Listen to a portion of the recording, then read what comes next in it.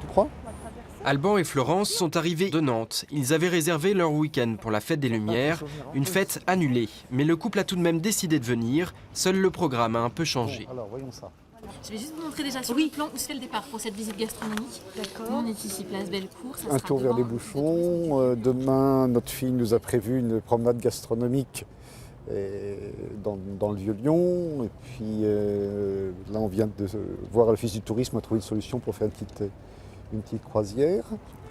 Comme ce couple, près d'un touriste sur 3 qui venait pour la fête des Lumières aurait finalement maintenu son séjour à Lyon.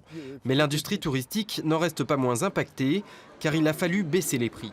L'hôtellerie et la restauration prévoient une perte d'environ 30% de chiffre d'affaires par rapport aux prévisions.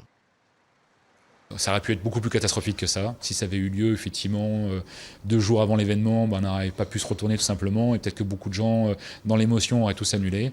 Là, du coup, ça s'est arrivé un petit peu, il y a quelques temps. Donc, du coup, on a pu aussi se retourner et ajuster nos tarifs, comme on sait le faire. Reste à proposer des alternatives pour ceux qui espéraient voir des spectacles de lumière. Alors l'Office de tourisme s'adapte.